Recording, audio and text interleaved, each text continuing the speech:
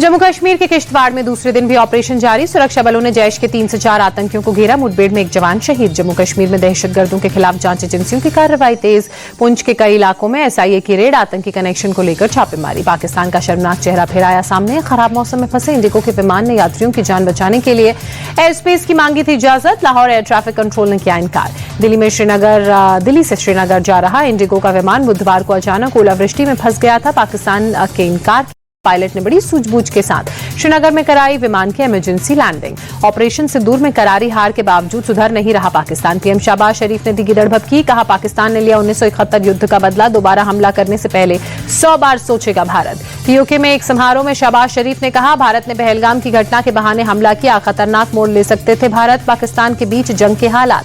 विदेश मंत्री एस जयशंकर ने पाकिस्तानी आर्मी चीफ असीम मुनीर को बताया मजहबी कट्टर इंसान। कहा उनके मजहबी तकरीर के 5 दिन बाद पहलगाम हमला हुआ। जेएम के सांसद कनिमोई के नेतृत्व में सर्वदलीय प्रतिनिधिमंडल रूस पहुंचा। कनिमोई ने कहा रूस हमारा रणनीतिक साझेदार। इस समय रूस से संपर्क करना महत्वपूर्ण। यूएई के मंत्रियों से मिलने के बाद बोले श्रीकांत शिंदे। आतंकवाद के खिलाफ भारत की लड़ाई में यूएई ने अपनी प्रतिबद्धता जताई।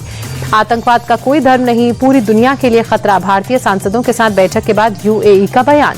टोक्यो में जापान के विदेश मंत्री से सर्वदलीय डेलीगेशन की मुलाकात। आतंकवाद के खिलाफ भारत के उठाए कदम और ऑपरेशन सिंदूर पर जानकारी दी गई।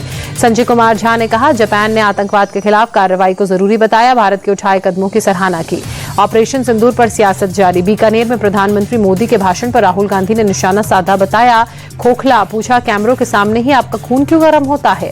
एआईएमआईएम चीफ असदुद्दीन ओवैसी ने कहा पहलगाम की घटना को 1 महीने हुए। सरकार से अपील है कि उन दहशतगर्दों को पकड़िए जिन्होंने हमारी बहनों को विधवा किया। महाराष्ट्र कांग्रेस अध्यक्ष हर्षवर्धन सपकाल का बयान। ऑपरेशन सिंदूर को लेकर बीजेपी खुद सवालों के घेरे में है, इसलिए कांग्रेस को बदनाम कर रही है। ड्रोन वाले बयान से पलटे कांग्रेस नेता विजय वडेट्टीवार। केंद्र और राज्य सरकार पर निशाना साधा। कहा आज सवाल पूछना देशद्रोह हो जाता है। कांग्रेस सांसद प्रणीति शिंदे ने संसद सत्र नहीं बुलाने पर केंद्र को घेरा। पूछा आखिर क्या छिपाना चाहती है सरकार। पाकिस्तान का चहेता बनने के लिए घटिया राजनीति कर रही कांग्रेस। बीजेपी के राष्ट्रीय महासचिव तरुण चुघ का पलटवार। रविशंकर प्रसाद ने कहा ऑपरेशन सिंदूर के बाद आतंकियों में खौफ। हाफिज सईद मसूद अजहर सेफ हाउस में छिपे। यूपी के सीएम योगी आदित्यनाथ ने पाकिस्तान को क्लियर मैसेज दिया। कहा भारत की तरफ आंख उठाने वाले को उसकी भाषा में ही जवाब दिया जाएगा। बीजेपी सांसद अनुराग ठाकुर की पाकिस्तान को चेतावनी। कहा अब की बार आतंकी हमला किया तो जनाजा उठाने वाले भी नहीं बचेंगे। पाकिस्तान को लेकर जेडीयू नेता राजीव रंजन ने कहा भारत के शौर्य पराक्रम के सामने पाक सेना ने आत्मसमर्पण किया। हमारी सेना ने आतंकी ठिकानों को निस्तेनाबूद किया। जम्मू कश्मीर के पुंछ पहुंचा टीएमसी का डेलीगेशन। पाकिस्तानी गोलीबारी से प्रभावित परिवारों से मुलाकात की। देश में छिपे गद्दारों पर एक्शन जारी। यूपी एटीएस ने पाकिस्तान के 2 जासूसों को गिरफ्तार किया।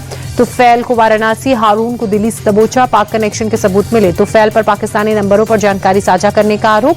आतंकी संगठन तहरीक-ए लब्बैक से भी संपर्क में था। तुफैल के फोन से 600 पाकिस्तानी नंबर मिले।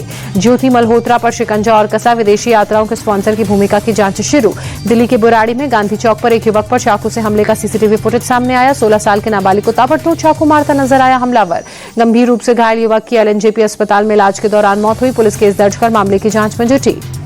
दिल्ली के बवाना नहर में नहाने गए 4 बच्चे डूबे। 2 बच्चों की मौत। 2 बच्चों की तलाश जारी। रेस्क्यू ऑपरेशन तेज। महाराष्ट्र के नासिक में एक कंपनी में आग लगी। आसमान में धुएं का काला गुबार उठा नजर आया। आग से कंपनी के अंदर रखा सामान जलकर खाक। 21 मई की रात की घटना। कंपनी के प्रोपेन गैस टैंक को बचाने के लिए प्रशासन सतर्क। 1 किलोमीटर के दायरे में इलाके को खाली कराया गया। फायर ब्रिगेड और एनडीआरएफ की टीमें मौके पर जुटी।